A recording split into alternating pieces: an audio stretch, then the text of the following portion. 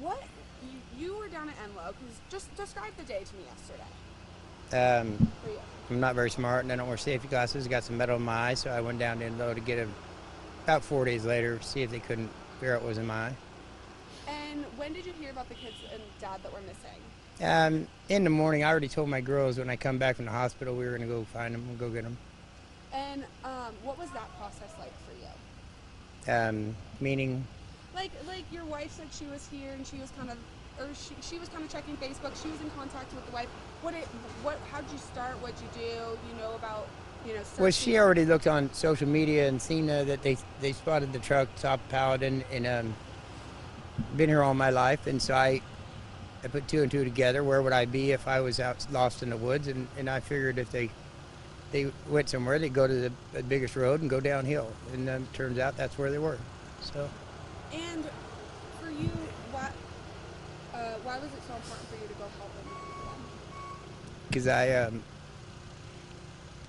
I know the sheriff doesn't search at night. I look for my own brother in the woods, and so I didn't fear those kids to make it through the night. And when you found them, what was their condition? They were scared. They had no light out in the middle of the woods. Had nothing, He don't smoke, so good for him. But it means he didn't have a cigarette lighter.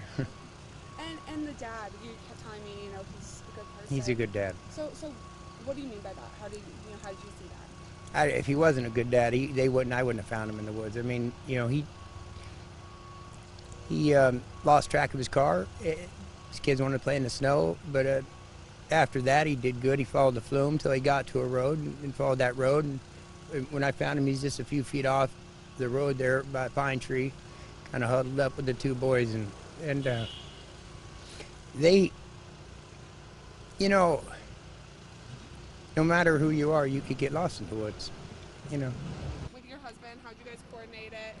I just got on the social media, looked on the news, found, where the truck or the Jeep was, and then I started trying to track the wife down, tracked her down to who she was, texted her through Facebook Messenger, said I want to help, kind of gave her a backstory so that she thought, okay, this ain't just some weirdo wanting to search, and I told her we were going up now, we weren't waiting until the morning. And she, a couple hours later, texted me back and said, please help me. I don't want to sit here and wait for the sheriffs to tell me they found him. And I said, where is he? Where would he go? What would he do? We can pick you up and take you with us. And by that time, my husband called me and he had found him and said, look, I found him. I've got him. I heard my husband talking to the dad, asking the little boy's name because we're trying to get him in the back of the truck. And his name was Antonio, and he's like, just call. And I'm like, I've got the wife. And then we just coordinated through the phone, bad service up there. She finally got a hold of my husband to talk to hers and her boys. What was, your reaction? What was her reaction?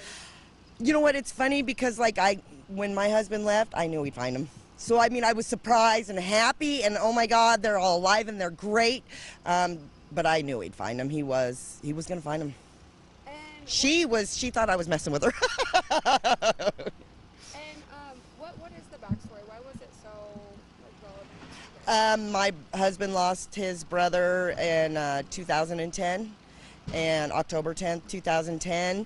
He went missing up on Whiskey Flats V-Line, and we did a search for him for days and days and days. We still go up there and search just because we never found him. So was it just so gratifying finding, even though you knew your husband would be able to find them, but was it just so gratifying knowing that they were safe and healthy and Absolutely.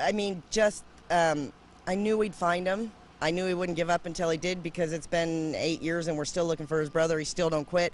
But to have them be found, be safe, be okay, we were concerned, that we'd go up. It's cold up there.